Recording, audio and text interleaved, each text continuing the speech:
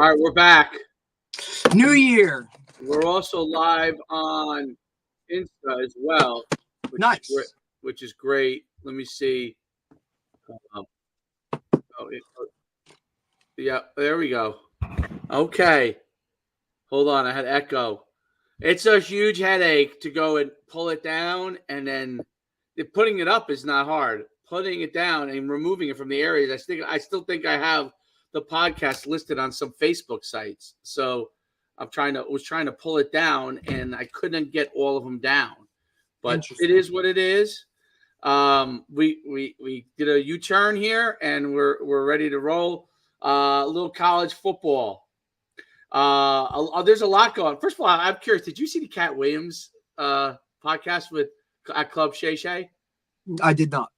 You should watch the highlights at least. It's wild. Do you know the comedian Cat Williams? No. You don't know who he is?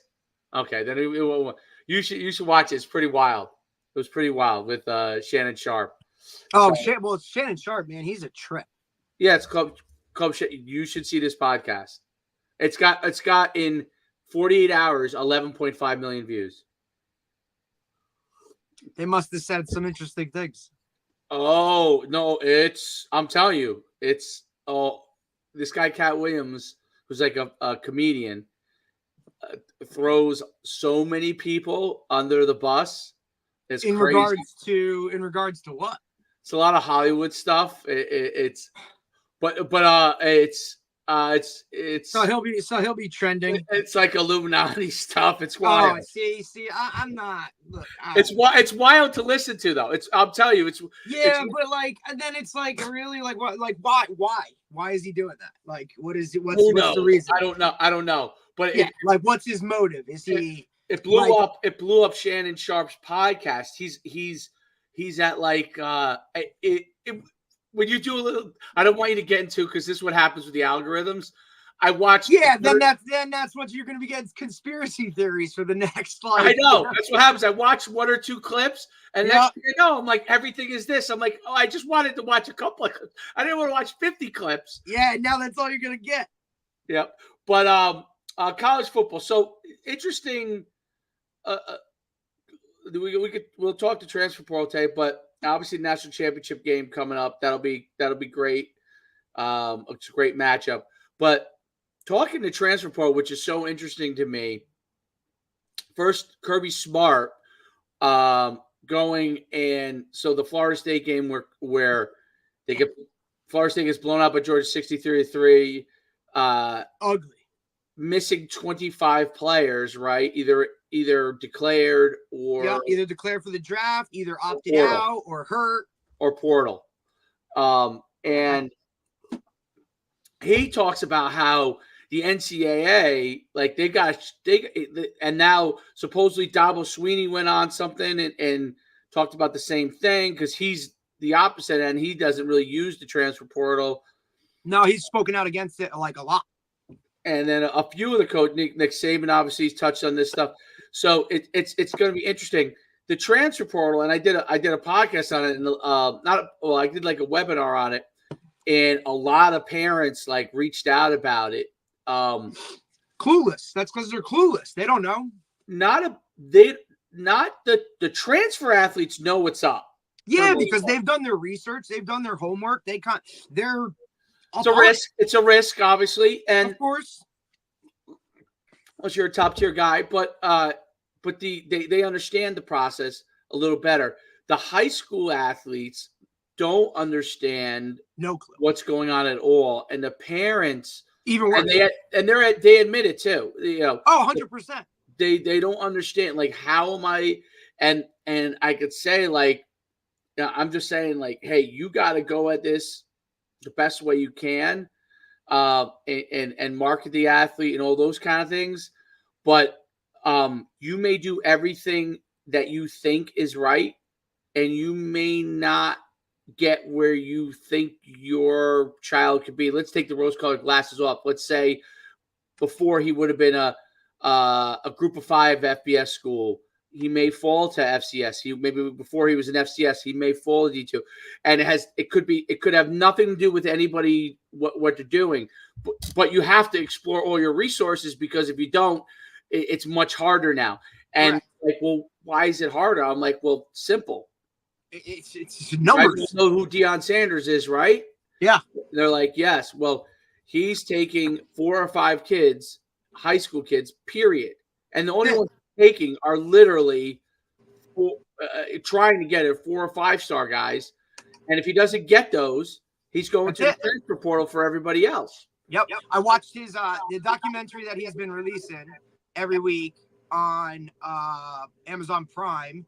The latest episode, he's in there and he's talking about, like, look, unless, even taking transfers, right? Like, he doesn't want some transfer that's been sitting on the bench. He wants a transfer that's played at least 500 snaps at their previous school, was a starter, if not a big name. Like, so even that in itself, it's not just like, hey, I'm taking whoever in the transfer portal. Like, no, I'm taking guys that can come in and play right now. And like you were saying, I think guys can do everything right in the recruiting process, right? They can go to camps, they can go to shows, they can do everything that they're supposed to do, talk to coaches, do it all the right way, and they're still not going to get it. And that's just kind of what we're living in right now. And this is the tough part. This is the thing that people have to understand, and I think it's critical. So in the past, people thought you could find me. All right. Yeah. Now, 4 and 5 stars. Yeah. Like, look, we write up 5 stars. Like, yes, 5 stars, they are found. Okay. We get it. They're the guy. They're not the guy that rushed for 1,000 yards in your season. They're the guy that ran for 2,500 yards, 3,000 yards. They're the lineman that's 6'7". Okay. So to get a perspective on what level, there's plenty of Division I players that aren't. They're all freaks, but they're not mega freak out, right? So the 4 and 5 stars, they don't have to worry about that. Everybody else really has to optimize, and that's the key word, how they do things, right? Like, you want to go to as many things as you can, but like, you don't have to travel the country worldwide to do it. You have to pick the right resources to do it. And that's, I think, the thing. I mean, like with the stuff that we're doing, what I'm blown away at is how successful it is, and it really has to do with the people that are involved in helping. And now there are other people like us, but the people that are involved in helping with the process. And that's a key element to it, because if you're someone looking to get out there, I've talked to so many parents that have spent money in, and the guy's like, yeah, he worked for XYZ company. He played college ball. He's just out of college, 24. I'm like, how is he going to help? He's 24 years old. How is he going to help? All right, what is his a wide receiver coach? Okay, maybe that'll work. Right. But other than him, other than him having like a buddy on a staff or something, or somebody that just played whatever, like, what are these guys like? What do they bring to the table? Right? Like, what do they bring to the table? And like, hey, I can help you. What does that mean? You know what I'm saying? Like, it's just, I think you need to leverage everything you can, but I think and use those resources, but that can't be the end all be all. Resources. Leverage mass reach resources. People who can talk to a people lot that aren't just going to be able to contact one. They don't need to just know one person. Yeah, right. Your neighbor who knows one guy is not going to help you. Like, oh, I know somebody. What happens when you call to one guy? Yeah, I know a guy in Alabama. Okay, hi, I have John Smith. Here's his film. What do you think about him? Crickets. Oh, well, I know no more guys. You'll never even get a response from most of these people. We talk about that all the time, right? Like, these are people that, like, we have personal relationships with, right? Like, and those guys don't get back to us because it's just what it is. It's you have to have enough reach, that you have enough relationships that you can reach, and that eventually, because there is a place for everybody, that you can find a place right. But if you don't have enough resources, that's where kids get left in the dust. So the transfer portal is like completely changed everything and fast and like fast, like within 2 seasons, right? Like within 2 cycles, you've now seen even guys that got in the portal in that first wave, right, aren't even close to these guys in this second wave in terms of the NIL stuff and all that other stuff, right? Lane Kiffin spoke on it the other day and said, hey, when you get in this transfer portal matters. Because if you're one of these original guys, you might have been getting this, but now this new wave, it's kind of like, how free agency in the NFL goes, one guy at a certain position sets the market. And then before you know it, every contract that comes after that, kind of goes that way. That's the way NIL is. And these guys don't not everybody's getting the same money. Okay. That's very, and now how do you handle the locker room in terms of that? Because now it's like a pro locker room. Your quarterback makes this, a receiver makes this, linemen make this. This guy might not make anything, right? There's a whole nother part of the coaching world that now you have to balance, and you're talking about stuff that, in terms of who's getting what money. It is, and I think the money thing, like eventually, I think people will start to fall in line on that because the pro aspect, like once they get used to it, it's like, hey, this guy's getting this is how it is.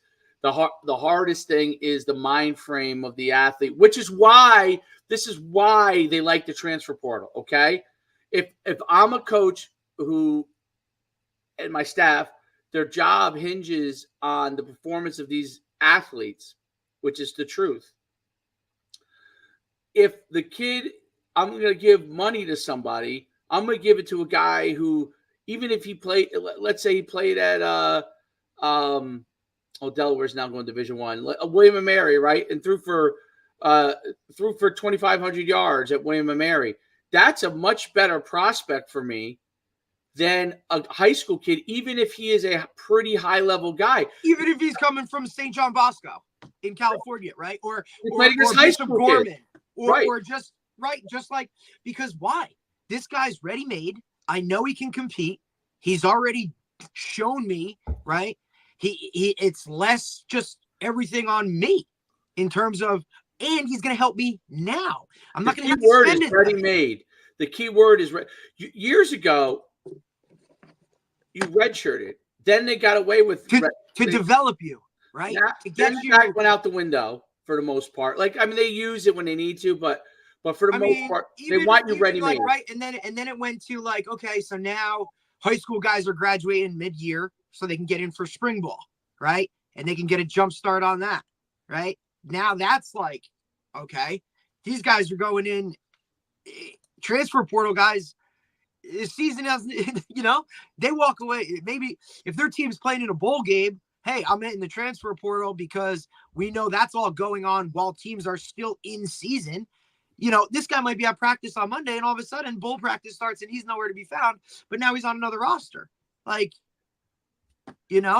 it's you type in transfer portal to Google and in Google, and it's mind blowing. You look at, like, Alabama had 10 players going to transfer portal, I think on the 2nd or whatever, like literally the last day that you could kind of go in.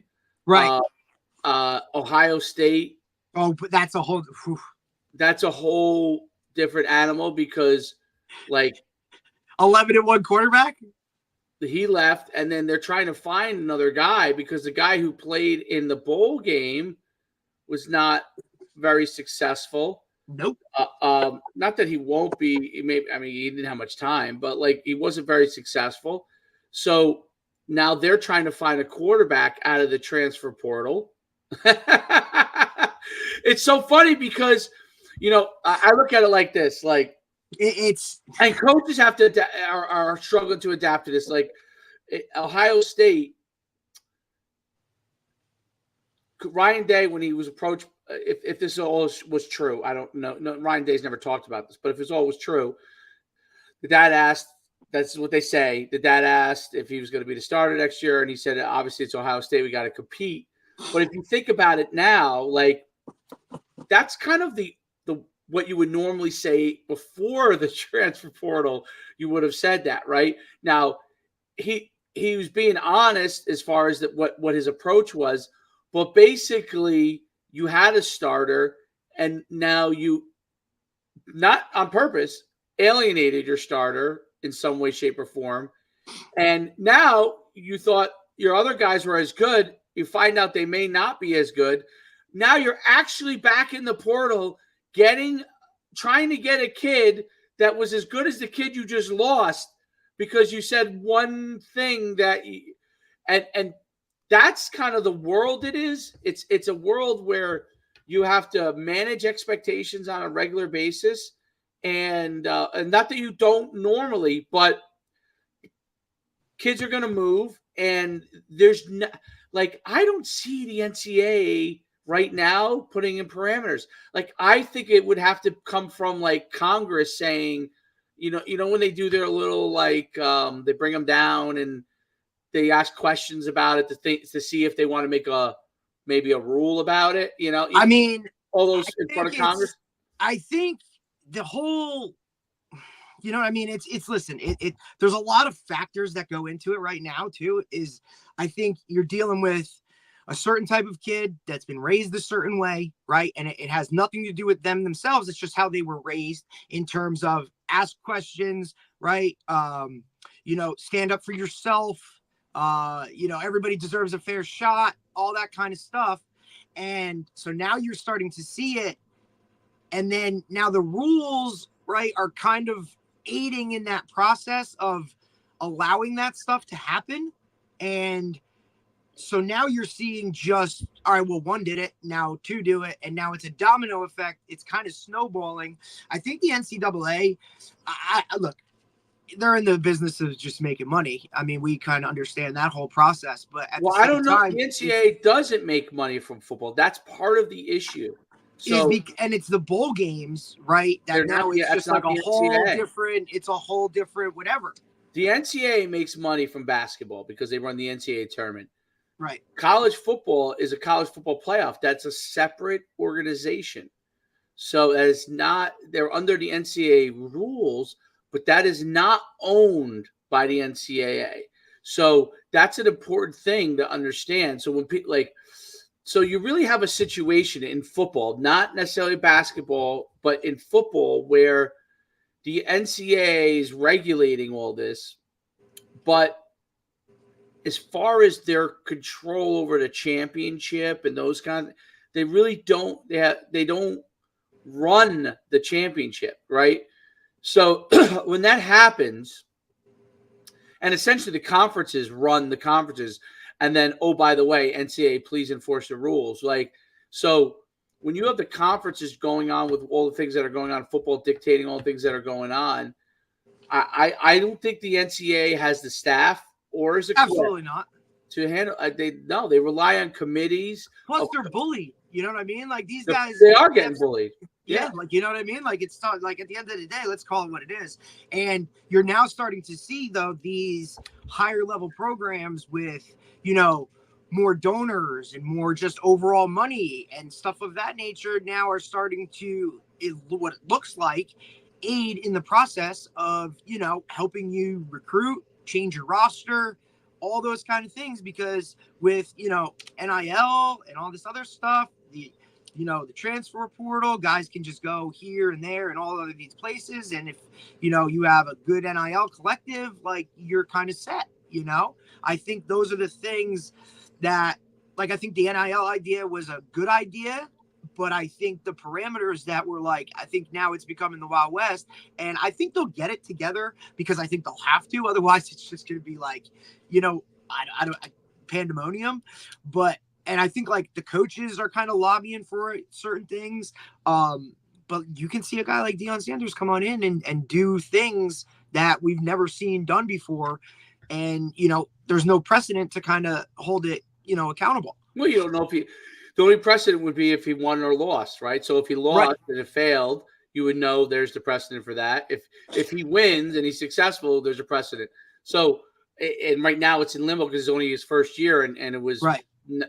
You wouldn't argue it was not successful. So you wouldn't say it was unsuccessful to say that he failed, but because the team wasn't good the year before, but it was unsuccessful in the fact that by flipping the roster, it didn't change the record in a radically different way. So next sold year, more tickets. Yeah. Oh no, it did sell tickets. Next year will be interesting because you'll have a second year of sample size, Right. And then you'll know, okay, is this really working his philosophy? Is this making the change? And then the other thing is like, well, guys like Kirby Smart and Nick Saban, they use the transfer portal. But like, what if those guys actually went all in and turned their rosters over? You could have like, you could. That's not their philosophy, but let's say that was their philosophy. They could very quickly retool all the little areas that they're missing with depth and take all the players if they really wanted to, because they could say, okay, you 40 started this year and played, the other 45 didn't. You guys are gone, and then we'll get 45 new guys. They're not doing that yet per se, but if they lose a couple more times and feel they need to, I could see, not because they And what's to stop the best players in the country from going there? Nothing. I mean, I think exactly. It's nothing. Like if you're the best, like, all right, let's say you're a guy at Texas, right? You just made the college football playoff, but all of a sudden, Georgia calls. Okay, well, why not? Right? Well, Arch Manning, all that controversy with like Arch Manning, like is he gonna like he's not jumping in the portal? But it's interesting because, like, if you think about it from Arch Manning's standpoint, he was the number one player. There's another year that he's probably not going to play, right? Right, because Quinn Ewers come back. If Quinn Ewers come out, which he's gonna. Quinn Ewers now has to. He didn't play good enough, so now win the game. Right. So now Quinn Ewers has to come back. But here's my like because and what if let's say hang on, let's say what if let's say, like, all right, maybe we're a group of guys on a team, right? And it's quarterback, receiver, running back, whatever. What's to stop the three of us from saying, look, let's get a package deal somewhere. All three of us will go somewhere, one school. We know who did that? The two twin brothers that were they were technically linebackers at UCLA, but they would, I don't know if you saw the game. There was a big game they won. I can't remember who it was, but they were, no, I watched them play Colorado. These two brothers, okay, were linebackers, but they would line up at D tackle and at nose guard and at D end, and they would come off the edge. And they had like a zillion sacks in that game between the two of them. They were unbelievable athletes, but they look like linebackers. They're probably like 6'3", like 220 or, type of thing.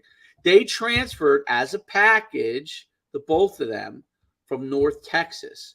They were very good players at North Texas, highly productive. I think just use your leverage.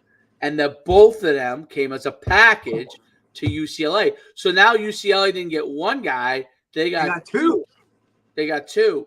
And but you're right. Like you could, the Sanders, look, Shador and his brother, right? Or maybe like, hey, like, you know what I mean? Like, hey, I'm at this school, right? You went to high school together. That's what I'm saying. Like, I went here, you went there.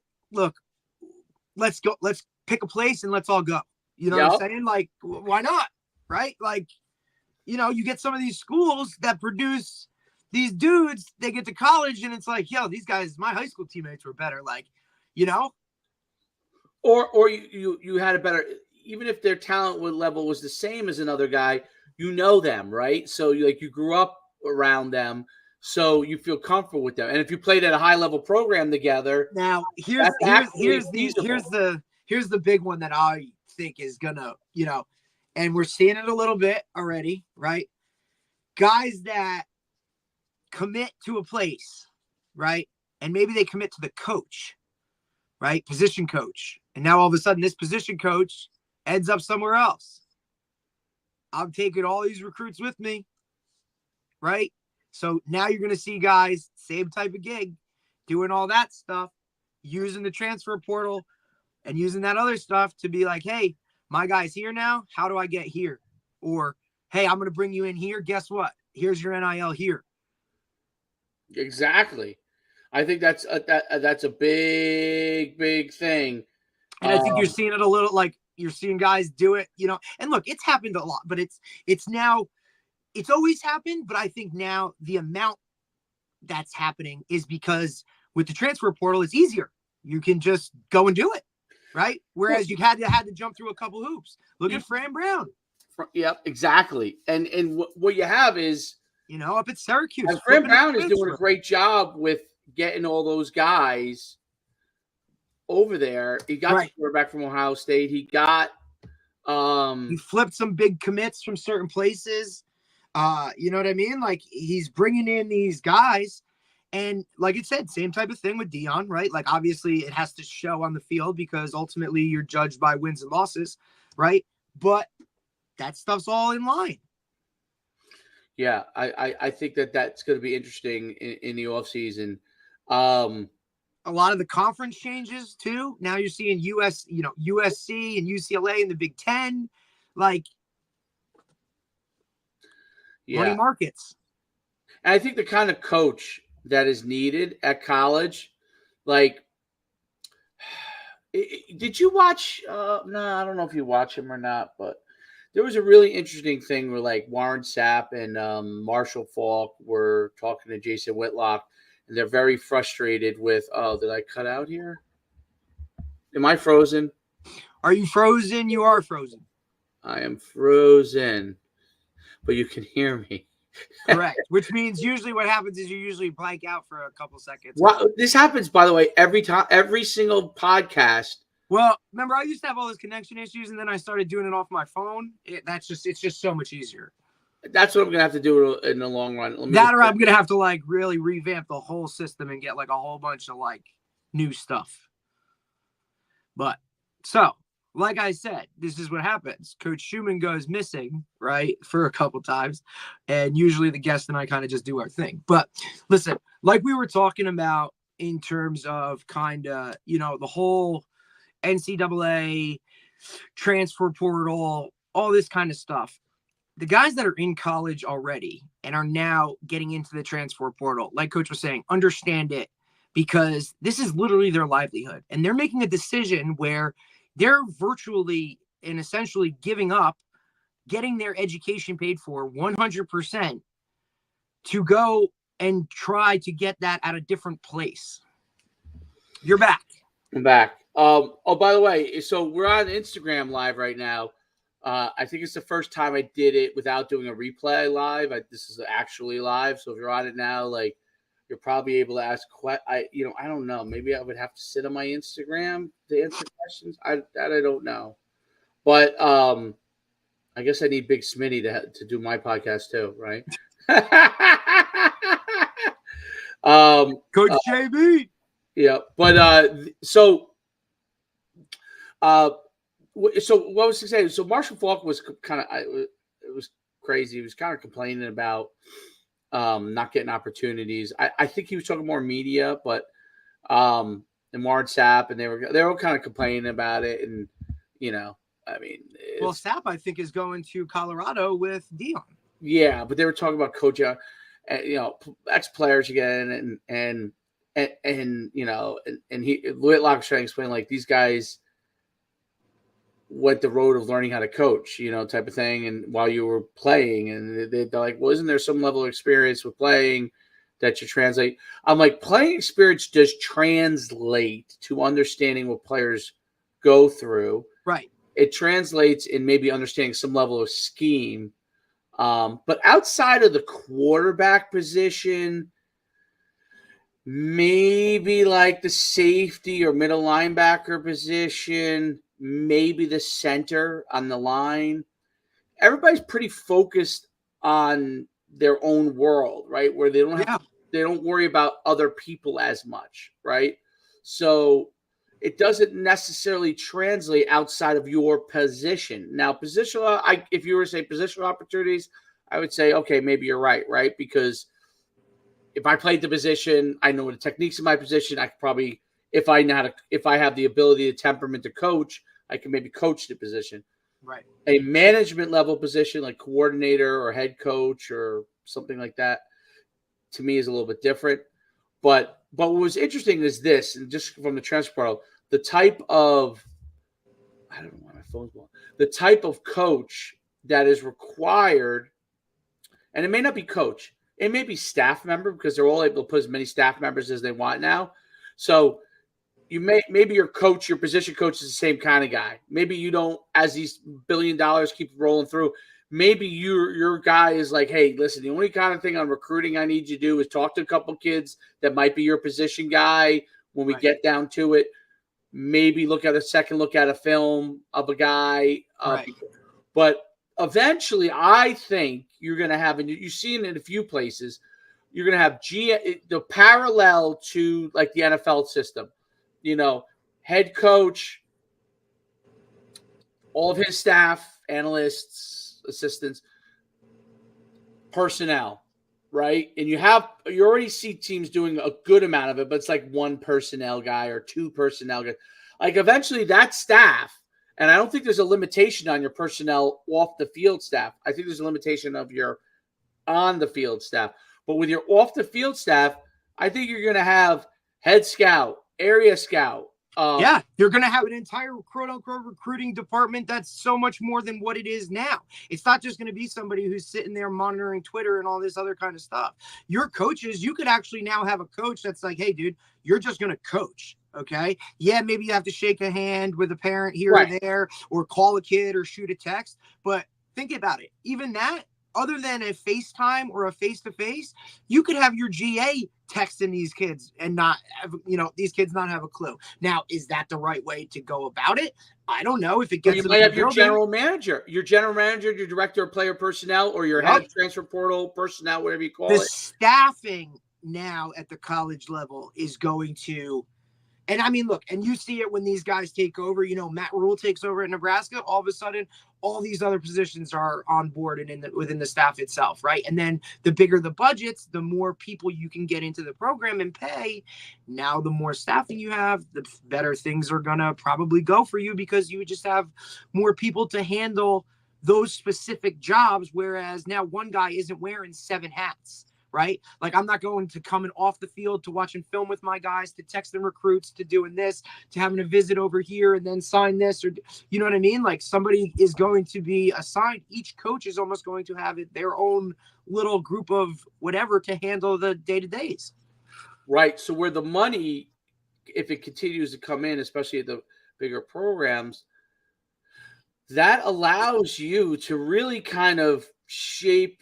I know they don't want to do it because they like the college model, and I agree with that, but that's kind of out the window right now. So, but the way you're shaping it is like two big trees, right? And those trees have all these different tentacles, and they have roles within it. And that GM, player personnel person, which used to be on the staff, was a throwaway. Literally was a throwaway guy. I like this guy. He coached for 30 years. I want to give him something that I can have him do that will create value. Now that guy is valuable, really, really valuable. It's the same, Dion has a player personnel staff. Like, and this guy said, like, what is your job? Well, my job is to get the best players here. I heard that guy talk. That was the guy who came in. I mean, this is what. Right. He doesn't even. He knows the players by their film. He doesn't know the players. He don't know who they are. I mean, he might know them when he walks by them. I'm sure, but he's not spending time with them in that way.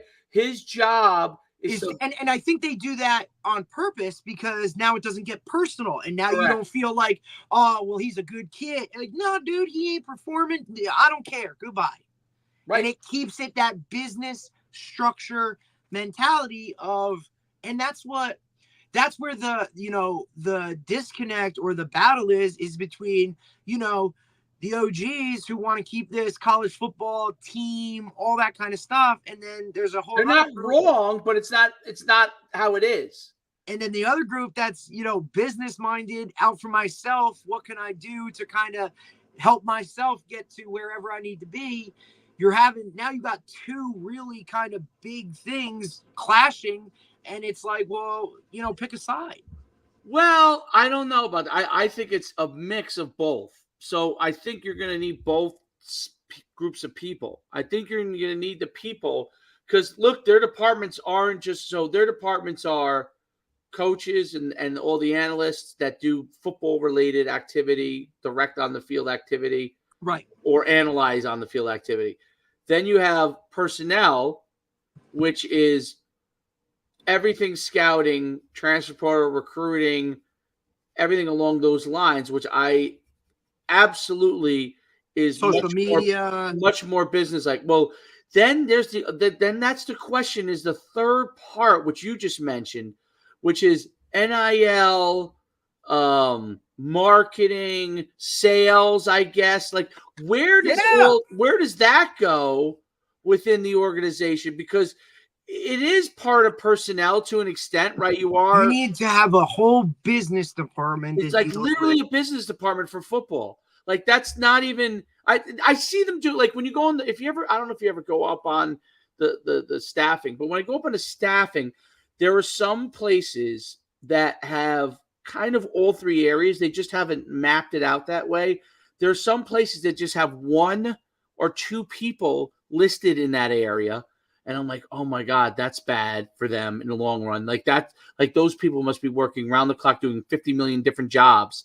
You know what I'm saying? Like it really becomes, honestly, the best way to think about it is you've literally a factory. You think about a factory, okay? An actual factory. And everybody has a job in that factory, right? Like there's a manager of the factory. There's a CEO. There's a line manager. There's a guy that manages the union group. There's the actual line workers. There's people who specialize in, I don't know, communications or electronics or marketing. Yeah, everybody has their own little specialty or entity or part of, in order to make this run, this department handles this department handles that, this department handles that. And those guys are specialized in those areas. You know, very rarely do you see people jump back and forth or overlap, which is kind of what the traditional way of college football was, right? Like not only are you the D-line coach, but you're also, you know, you also need to recruit and scout, and you're responsible for this state and this county. And then, hey, you know, you have to make sure that you're reaching out to this recruit and you're doing this. Like you wear a lot of hats. And now with the way this is, just the overall attention that needs to be, and this is without even talking about retaining guys on your own roster. Right. Well, who was responsible for that? So so the coach is obviously ultimately responsible, but you need somebody, because there is such turnover, that also is like a staff guy that is, hey, you know, here's what's going on with you. Here's what, you know, we like. Here's what we don't like. You know, all right, let's set a meeting with you with coach so we can discuss these things. Like, yeah, like an HR department within the staff itself. Yeah, like is it HR? But it's something like that. Yeah, absolutely. It's personnel, but it's if you've ever seen like NFL kind of departments, like these groups they have multiple levels. There's really three levels. There's foot on the field, there's personnel, and then there's business. Right. Mm-hmm. I mean, there's really three, and they all kind of cross over in some way, shape, or form, which usually in a company, on top of all of those people in the NFL, it's called an owner, right? Or CEO. But here, there really isn't the CEO / head coach. Right. That's a tough job. But then here's the other part. Like, is the athletic director that guy? That's a tough job for the athletic director. Is the president that guy? Right? Normally, I would say, yes, that's the athletic director. But, oh, by the way, you're the athletic director. Not only are you in charge of all of this big, gigantic thing called football, and, oh, by the way, you have to do basketball, baseball. So in the NFL organization, it's not like they're doing soccer and you know, they're focused on one sport. Think about above the athletic director. Now you have like the president of the school. So not only does he have to worry about, like, you know, now he's worrying about not only the athletic director, all the academics and all of that other stuff that goes along. And then it just like, like there actually really does. It's the biggest schools, the group of 5 schools. I don't think they need some version of it, but they probably don't have the money to do off over at the Alabamas of the world, the Georgias and the right. top tier guys you see on TV. You almost need like the owners, I guess, are like the university board of trustees, but within the athletic department, within football, you almost need like literally. It sounds crazy to people, like a CEO, and then there's a head coach is underneath the CEO. The head of business, whatever you want to call them, is under the CEO, and the general manager, just like you have in the NFL, is underneath the CEO because his job is personnel and all that stuff. And you really need those three entities. But as you have right now, which is why these coaches are upset, and they rightfully look, they're millionaires, and do they need to complain being millionaires? No. But as far as why they probably feel like they're tugged at every corner is because usually in a company, the head coach is not the CEO. Okay, the head coach reports to in a university an athletic director who acts as the CEO. But it's gotten so big that the athletic director actually needs a CEO underneath him to run the football department, to run all of football. And the head coaches definitely don't want this because that means they could be fired at any time, right? Like it also means just less exo football. Well, it might allow them more exo football. So I'm saying if you had a guy that managed. I get it. So like basically what your DFO handles like for you all the organizational type of stuff. But now like DFO what we played was here's the itinerary. We're getting on the bus at 8. That's not what it is anymore. Hey, let me blow this horn at 2 minutes. No, that's not what it is. But now it is a situation where you have it's going to evolve that way. And football coaches, they may end up liking some parts of that more and may hate other parts, like less control, quote unquote, but more football. So what's the trade-off? Is that good or is that bad? Right. Because eventually, how are you not?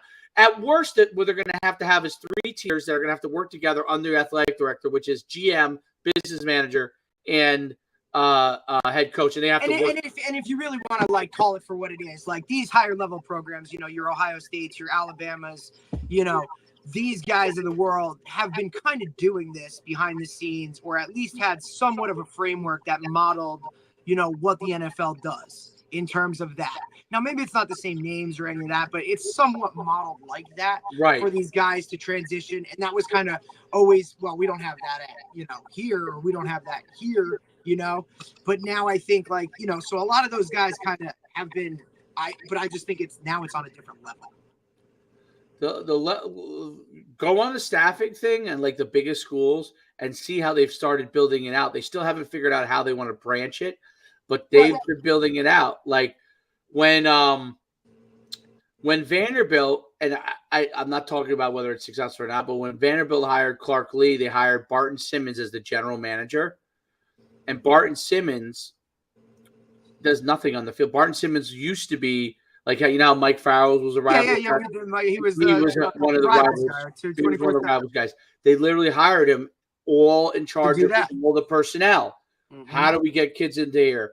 Managing all the he literally got hired in that role. He has 0 on the field role, but he's probably paid because he's probably paid very well. Oh, I'm sure. I mean, several $100,000, right? So the point is that role is going to become key because you know what else it is? It's a leadership role too.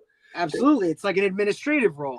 It really is an administrative role. Someone who's able to lead other people especially if you've done stuff like that before or whatever your history is.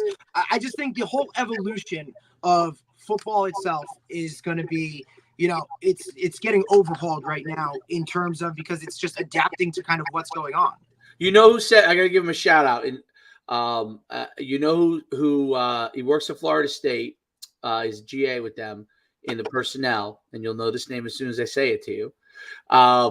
I got to give him a shout out because I was talking to him, and he was very excited about football because of it's expanding so much at the big schools that there's going to be more and more opportunities. I never thought about how he said it, but he said, the industry is booming. That's the word he used.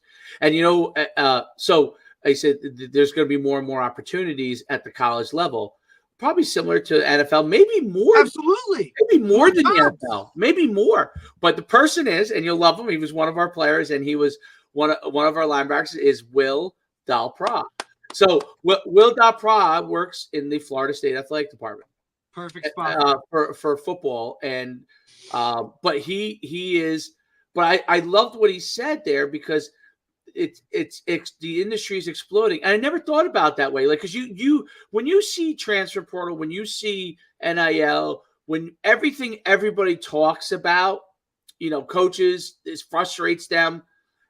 When he mentioned, I thought, you know what, that's a really, really keen insight, because what he's saying is there's going to be more opportunities because absolutely for more people to get involved in football. And that's great. Maybe I can make an actual career in it, and I think that's, whether he does or he doesn't, that's the thought process. Right. Where there only used to be, when we came out, that wasn't really, think about the road when we came out.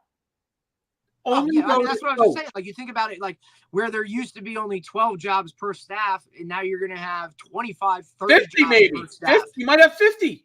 Right? Like, who knows? Like, you know what I'm saying? Like, it just creates more opportunities within a career that you really wasn't, unless you were a coach, or, like maybe you saw a lot of these, like, film guys or an equipment guy, right? But now, like, there's just going to be more of these jobs. And to be honest, you see some of these guys marketing or that are hiring, they've never done any, some of these guys have no background in football whatsoever, but they're getting hired to do marketing or to do the business aspect of it, right? Like, and maybe sometimes to have that non-football perspective might be a benefit. Like, who knows? I think there's pros and cons. I think coaches, some head coaches look at it as a possible negative in the loss of control. But if they're going to be threatened. But if you look at it from an economic standpoint, I don't mean profit. I mean economic. More jobs are available for more people. So if we look at it from that standpoint, that's very positive. When we were coming out, I remember when I mentioned it to Coach Holtz about, GA and like what we could do. And basically the only role was like, you could be a GA as a coach GA kind of. And this is a long time ago. Obviously I'm older, but that was really it, man. That's all you could do. And unless you really knew that's what you wanted to be at that time. No, there was a lot of, there wasn't really anything you could do. You couldn't, there's only so many GA spots. It wasn't like, hey, why don't you go GA in the equipment department? Or why don't you go GA in the business department, right? It was, no, you're going to be one of the 3 GAs we get. And if you're not that on the field guy, and you're going to be the grunt, and you're going to have to do all the work and all this other stuff, like that stuff, like, now I can go slide into a different department.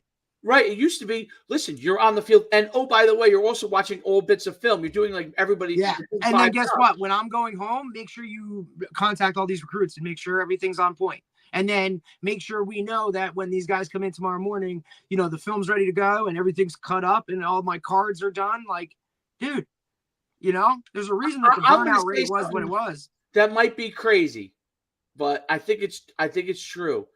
For opportunities for more people to be involved in football, it's probably very good. Right. For coaches who are used to dealing with consistency and stability, it's not good, right? Coaches don't like as a coach. What do you want? You want to know what player you're going to coach. You want to know you're going to have this guy for 3 years, and then you can develop him. You want it like. That stability to you is one of the reasons why you like coaching. You like the fact that you could develop someone. That's the reason. Now you flip it to the other side. Does a general manager, is stability in the roster a big deal, or is it the best roster that's big? Well, to the general manager personnel, the best roster is the big deal, not stability. A little bit different than the coach. And then you bring in the business people. I'm the marketing social media guy. Right. Like, oh, this kid. And now listen, now you're going to have these conversations where, hey, this guy is a marketing guru. Like, we could do so much with him. We can do all this. But guess what? He ain't the best player at his position. So what are we going to do? Do we keep him on for this? Or, you know what I mean? Like, maybe we keep him on and just, use him to push the program in terms of clicks and likes and whatever. How soon before you start to see guys start doing the shit like that? department, you'll have a department that will make, like, so you see it now. Like, there were You want to some talk about well-rounded players. Like, not only do you have to be the best player that runs the fastest and does the best on the field, but now you also have to be this type of person that does this off the field or whatever. You remember when EJ Barthel first went to UConn, and they had and Moore just first went there, and before they even playing, and they had a very good first year where they had this. I don't know who was doing their social media, but remember how good the social media was, like their posts and stuff. They had all these incredible, like, it was really it was a change. They hit on a good intern. Somebody, that's what I think. Like, I feel like they had some, and then the next, if you look now, I haven't seen anything. Right. So my thing is, whoever that person was did really good. Go find where they are, bro. You're the man. And they hired him at, like, Alabama. You know what I'm saying? They're somebody who's doing their social department went up when that person got there. Yeah, somebody went in and said, "Who does the social media for UConn? Who's the guy?" John Smith. John Smith. All of a sudden, he starts getting calls from Georgia, Clemson. Like, they're like, "Hey, man, we're going to give you $50,000 more a year." And yep. And guess what? And I'm going to pay for your grad studies. And guess what? Like, you know what I mean? Like, look at all the opportunities you're going to have just by doing. And all you have to do is come here and do what you're doing with way more. And I'm going to also give you a staff. You're going to have 3 other people. You know what I mean? Like, I don't care what just check in with this person and, that, and then go do whatever you want. Like, you're good to go. Okay. Mind-blowing, isn't it? Where do I sign on that dotted line? I think that whole thing is actually really cool because, that's the part in the long run, that will give the football coach in the long run, once it gets worked out. Right now is totally a transition, and I totally get why they're frustrated. Right? Oh, hell yeah! If you were a coach right now, like, if it once it evolves and gets once it kind of hashes out and shakes out to, like, pro coaches love their job. Why do pro coaches love their job? They just coach football. That's it. This guy handles the marketing and tells me I got to be here for an appearance at this time. I need hey, you got a meeting with your owner at, whatever. Like, that's it. What do I worry about? Make sure that guy is playing at the highest level possible.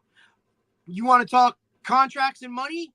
Go talk to this guy, right? Now, I'm sure as a head coach in the NFL, you have to have some, you know what I mean, in terms of that. But yeah, the head guys still have to do the more, days of, hey, Belichick, like, you're the head coach, you're the GM, you're the. Do you think the wide receiver coach in the NFL, do you even know who most of the wide receiver coaches are in the NFL? No, because they coach football, man. That's you what they barely do. know a coordinator. Okay, maybe, but not unless it's, you know what I'm saying? The only time you really know a coordinator is when they get fired. Right, and those position coaches, they're making $500,000, and they don't have to worry about anything. They got to worry about these 5 guys right over here. These 5 guys, and listen, hey, I need this play, this play, this play, this play from this. Okay, film guy, thank you. Okay, coach, here's your clips. So I think that evolution at the highest level, FBS, will in the long run. Now, it's not going to aid any of the lower levels because short run they just don't have the money. Painful. No, lower level, honestly. So I look at, like, FCS and below, and I think, yeah, it might be a little bit. It's really not that stressful for them. You just take the leftovers, man. Take the leftovers and make do. And you know what? Even though it's annoying that your star player who catches 50 balls for you is now at Alabama, you just go get the next leftover. You don't have to. You don't need the scouting department because big schools are doing it for you. And then guys that want to speak out against that and get all salty about that, like, that's great. What are you only going to do, though? Like, you know what I mean? Like, you're not going to change it. or whatever. So you might as well just embrace it, own it, and just move on from it, and just say, hey, you know what? Yeah, like that guy left, but guess who developed him, right? And then let's say that happens again. Well, then guess what? Guess who's going to start to get a reputation of developing? Like, hey, that guy can develop guys at this level. Now what? It only aids in your recruiting because now people are going to want to go to your school because they have an opportunity to whatever. If that's just what it is, then own it. That's an insightful thing too. I didn't think about that. So I coached 5 guys at wide receiver that all, after catching 60 balls from me consecutively, unfortunately, but they leave and they go to 5 big time schools. I think that those schools eventually are going to say, who is that wide receiver coach? Like, this guy keeps producing guys that are if nothing else, it gets me on some type of. You're going to go somewhere. So your own career is going to be advanced. I think that you're definitely. Oh, we got a situation where it becomes. If you think about it, if you flip your thinking a little bit into what the positives are of it, instead of always thinking like, right, and instead of always thinking it's a negative or any type of change. Now, look, I'm a traditionalist too, man. Like I love most people your age or above is a traditionalist. Like it's what it is, right? Like it's football is about being in a huddle. It's a team. It's all that, man. That stuff's gone. For the most part, it's about the individual. Where can they get to? How can you help me? Right? Like winning a championship, like, some of these guys would much rather say, would you rather have, 20 touchdowns and have a Power 5 offer on the season or win a state title? Most of these guys are going to say, I'll take the offer. Well, that's always a tough dilemma. So like from a high school standpoint, in the near term, you want the state championship. In the long term, if you're going to Alabama versus getting a state championship and you can only choose one or the other, everyone's going to choose, that situation. Everyone, yeah. People can say whatever they want. Like if I won a state, my team my senior year was not good. If we won a state championship and no one recruited me, or we had the record I had and I got a Division I scholarship, I could tell you this is, and I'm a coach, and this is why I think I get it. I would take the scholarship all day. You could have the state championship. Because I'm telling you, like, in the long run, though the state championship is great, obviously, what does everybody really want? Both. Of course you want both. Of course. That's a given. Right? But I would hope at least. Yeah, any player who doesn't think that they want to advance themselves, like, I mean, maybe there's a guy that would choose the state championship, and he could go. He maybe goes to heaven a little bit quicker than me and you, but I ain't going anyway. So we're good. I own that. Hey, we got DM football. We got DM football chiming in with us up from. I'm not sure if it's from Facebook or Instagram, but it's good seeing Dom there. We getting a great connection to kids, always going and leading you in a great place. Yeah, I think that is the key. Dom brought this up, and I think this is a good point. People business, bro. Being connected with the kids, that is a big deal. I agree with that all the way. I also think that a big thing that comes into play now is, look, let's say you recruit a kid out of high school or wherever, or in the transfer, wherever. You're recruiting a kid. He doesn't come to you. You keep that relationship with the kid. You don't cut it off. You don't get salty. You don't do whatever, because you never know when this kid could bounce back. So now you just recruit him on the back end. Like, hey, you didn't come to me the first time. I kind of told you so. But, hey, now look, you got a clear slate. It is what it is. Now you got it. I think that the development, you also have to take, and this is hard in football, because you have to understand that, like, though everybody has egos, you can't tie your ego to a particular athlete. You want to always do the best you can, try to help them as much as you can. 100%. but don't. This is what I think the mistake coaches maybe make. They get so They're defensive. expecting somebody to come up to them and say, and they're when kids do it, it's amazing. I love it when a kid comes and shows gratitude. It's great. But they expect gratitude from them helping, and that's a mistake. You help with no expectation. Because part of, and I think for me, understanding this at a young age as a coach was that, like, that's part of your job, bro. That's your job. Part of your job is if that guy wants to play college football, right? Whatever level, I find him a spot. Right. That's part of this. That's what's expected. I don't need the pat on the back for, hey, coach, I really appreciate. No, man. You're the greatest coach I ever had. Like, oh, coach, thank you so much. Bro, understand, like, I see something in you, right? And I'm pushing you to this level, like, because I see that. That's why I'm doing this, so that you can see a version of yourself that you don't see right now. Like, you'll thank me in 5-10 years. And if you don't, that's fine too, bro. Like, I know I did what was necessary for us to get to the next level, because not only is it about the team, but it's also about you as an individual. And that goes along with, it's the same as, putting a guy at a Power 5 school on a full ride, and then a guy that doesn't play college football, but goes out into the world and is still successful using the tools that you gave him as a coach, is what separates certain guys. Now, I understand at the college level, it's different, right? It's different because the relationships that you have, and guys are just, everybody has their own thing. But it's trickling down now into high school as well. But listen, every coach can still impact players on that level, no matter what it is, right? And I just think that's important. I don't want coaches, and I don't think I don't want some of these guys to think that, like, just because it's quote unquote a business now, doesn't mean that what you do and how you treat these certain players doesn't affect them. Agreed. And I think that's.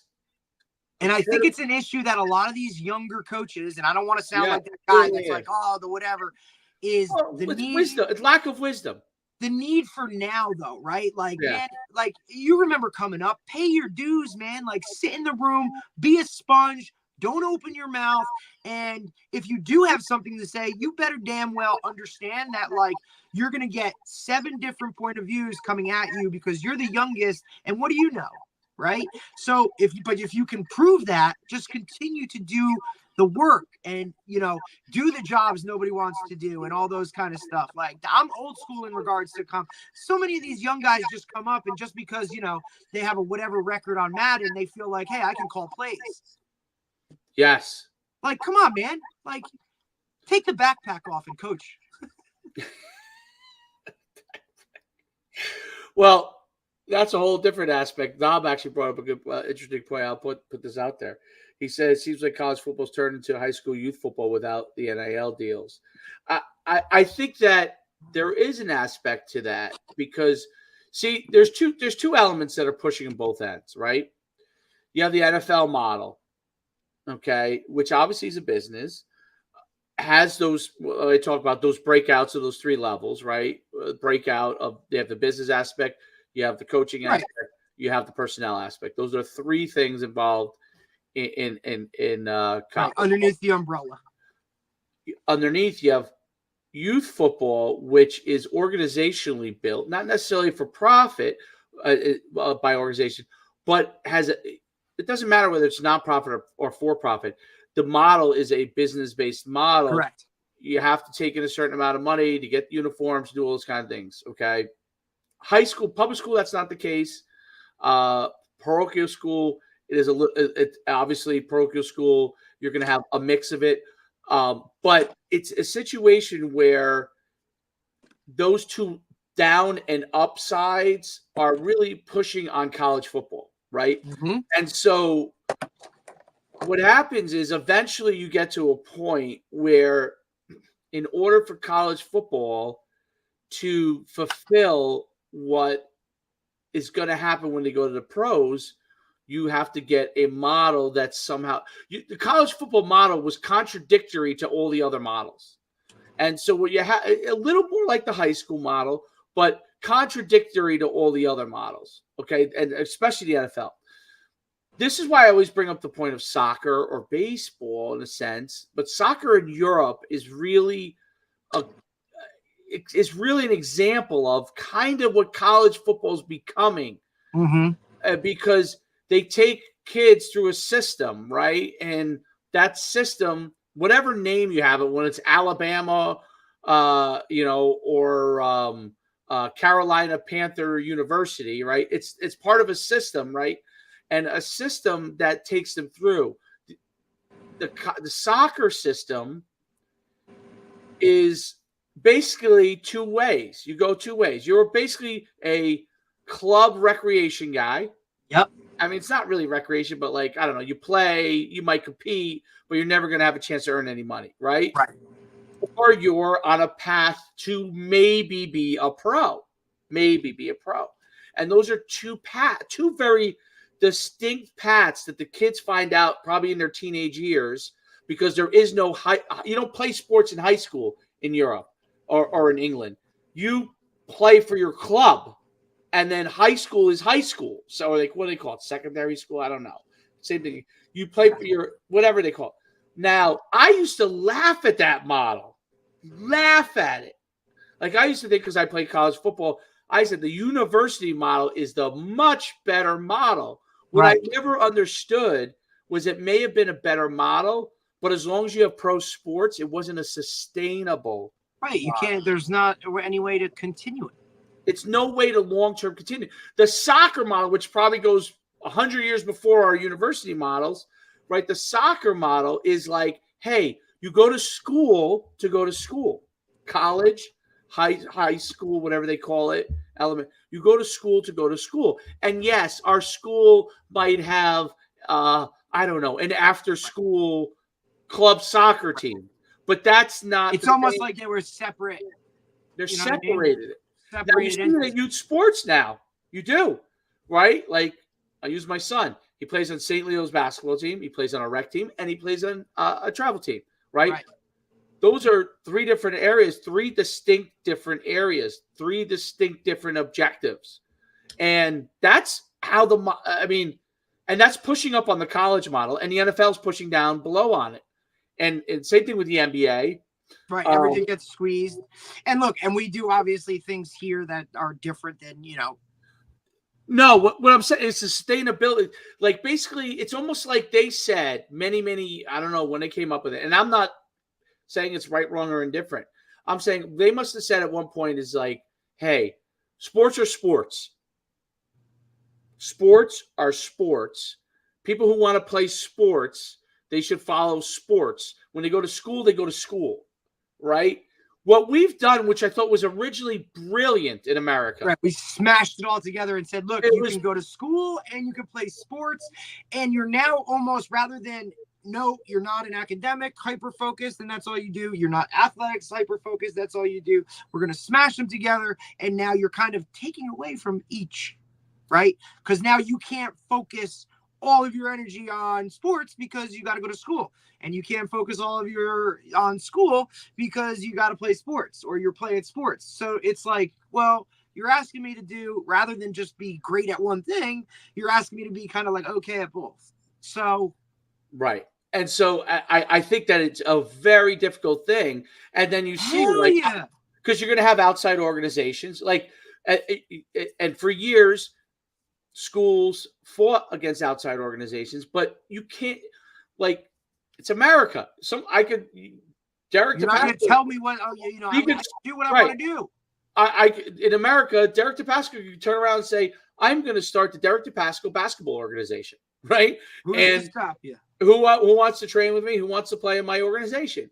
Right. So now I can do things that, like, if I'm affiliated with the school, I can't do. Correct. It's interesting. And now it's all intertwined and it's become. Yeah, there's no, like, you can't, like. And no, people aren't happy. Nobody, like, people aren't happy. Like, if you're on one side, you're not happy. If you're on the other side, you're not happy. And because you think it should be one way. If you're on the outside organization side, you think it should be one way. If you're in the school aspect or the university aspect, you think it should be one way. it's really, really interesting. And the way that America works is, which I think is the beauty of it. America is just like, and it should be this way. I'm not going to put a law in for you guys to figure this out. You figure out whatever the people want is what's going to happen. So if the people put pressure this way, and so that's worked its way right through college football and the transfer portal system. And so the coaches are like, oh my God, I'm doing 50 jobs. Eventually, if they figure out how to embrace it the right way, especially the big universities first, with departments, then you could say, okay, right. Wide receiver coach, guess what? Out of season, out of your coach, you now, like the NFL guys, you can go take a month vacation because the recruiting guys are bringing in the guys for you. And then now look, if you want to be involved, you can. I'll pay you more. You don't have to though. And absolutely. You look at guys, I look at guys that are labeled like good recruiters, right? Or listen, to have that double edge, like not only is he a great coach, but he's a great recruiter, right? Now think about it. Okay, those are your rarities, your Brian Hartlines, your Fran Browns, right? Like names wherever. Pay them whatever they need. You need to have absolutely, dude. Those guys now, here you go. Now, you want to get to that level? Well, man, get better at your damn job, right? And even when you're only supposed to be doing this, maybe you do a little bit more of that, or maybe like.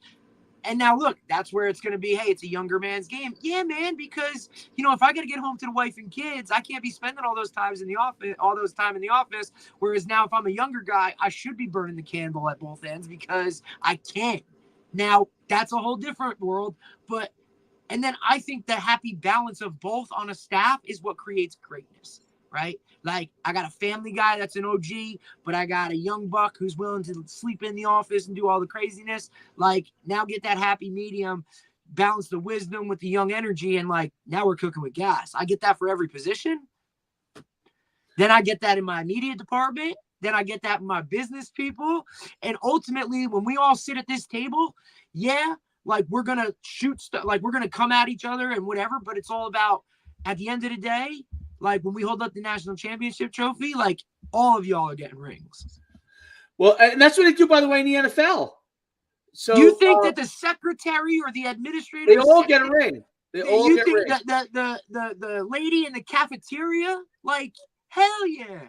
And that's what I think Dion has embraced. And you see it, obviously, it's easy to reference him because he's doing his show, right? Or he puts this stuff out in the limelight for people to see, right? But I think it's a model that a lot of places are doing. They're just not as open and out in the public with it.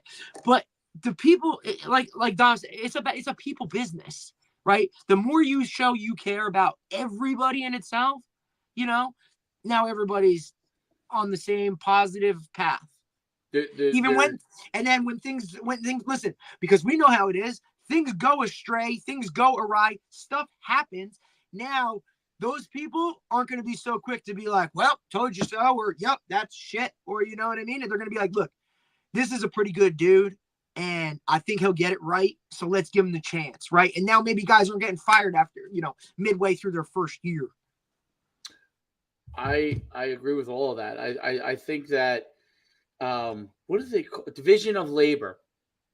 Division of labor. That's an old economic term. Division of labor basically means let me not butcher the definition, but it basically means everybody has a specific job. And it's the same thing like the factory system, bro. Like the assignment of different parts of the manufacturing process or task to different people in order to improve the assembly line, efficiency. Bro. Like you start with the body, you put the wheel on, you screw this, you do that, you go here. Everybody's got their job, much like a football team. You're the center, you do this. You're a guard, you do this. You're a receiver, you do this. Do your damn job at the highest level possible, and then when we all do it together, we win. Yep, and the guys that are doing it and figuring it out are going to continue to succeed. And the other thing is, I think it's something to like. I think anybody, not anybody, but majority of people could accomplish it, but to sustain it, your Nick Sabans, your Kirby Smarts, right? To have those years and years and years of, And they're the rarities that are able to be the CEO. Like that's the hard part for a lot of those guys. They're either a great head coach, but not a CEO. You're either one or you're either really good here. But those guys are CEOs. It's the same thing. Like if you were doing, listen, I would love for them to pick category, like how Madden does it for coaches, and pick, 10 different categories. Like this guy is really good at this, and he's not good at this, and he's really good at this. And I would love to see. Yeah, that would be cool. Like I think that would be super cool. Like we got to come up with like 10 parameters or however many you want to do. Like, right. Hey, this guy is, he's a leader. Okay. Oh, well, this guy is XO guy, or this guy is really good at his marketing, or, this guy, whatever. Yeah. I just think that would be cool to do and just see. And I'll say, like, I think the other part of it is like, likability. Do his players like to play for him? Now, some guys, because I know some of my best coaches I couldn't stand playing for. But in the long run, did I understand why they were that way? Absolutely. Now, did they have to be like that all the damn time? No, they could have took the guard down every now and then. But you know what? Those guys got the most out of me. And that's me personally, right? Some guys aren't like that. Right? Yeah. I think that's a huge key is like, look, man, you think all these guys like when Nick Saban rips their ass? No, but they know that, hey, this guy's going to get me to the freaking NFL. Nick Saban, and I'm curious to see what happens in the next couple of years, because this is the most years they've gone without being a champ. If this group that's about to graduate next year doesn't win a national championship, it'll be the first group that's gone through all their years and not won. Wow. Since he's been there, and he's been there since what, 2010, 2009, I think it was, maybe. That's interesting. I mean, dude, even look like Clemson. Everybody was like, oh man, Clemson gonna be like unbelievable. Oh boy. Bye. Transfer portal knocked that out. Transfer portal. Guy, one thing said about it, nope, not good. Now all of a sudden you you got the number one quarterback in the building, so now he wants to leave, and now he's going on to his third school already. So okay. Then you got like, even Georgia, right? Like, okay, I've been there. Now all of a sudden they lose that game. Now they're out and they're not even in the playoff. Like, okay. Now I don't think they're going anywhere, but it's also like the reasons that you've seen the TCUs hit on it for a year, or this year Washington hit on it for a year. And now with this whole thing expanded to 12 teams, now we're really rolling the dice. Even though they're still going to complain and be like, oh, well, what about 13? There's, 12, 13 deserves to be it. It's just how it works. It is. The more teams you add, the greater chance that it's not the same teams that win. That's just the reality. Look at FCS. And the same teams don't win all the time at FCS. Absolutely not. Look at Division 16 3. teams. There's 16 teams in there. Something can happen any time. Look at Division 3. Like your powerhouses of long ago of Wisconsin Whitewater, Mount Union, all of these places that whatever. Freaking Cortland State wins the D3 national championship this year. Eventually, everything changes, dude. It is what it is. And listen, awesome. if you don't adapt, you die. We both, yeah, so absolutely. Kudos to some of these old heads. Like, everybody wants to say Nick Saban, but like he's embraced every little change and everything. He may not agree with it or like it, but he knows what he has to do to get it done in order to be successful. No doubt. Great podcast today. And the only reason I'm cutting it off, because we could talk for much longer, is that I got to sauna it up. I only get my appointment once a week. Go get it, buddy. And sweat it out. I gotta sweat it out so I don't get too big. Right to the oldies, Gene Simmons. Was it Gene? What was his name? Was that Gene? I don't know. I think Gene Simmons, isn't that the Kiss guy? Oh yeah, sweat to the oldies was Richard Simmons.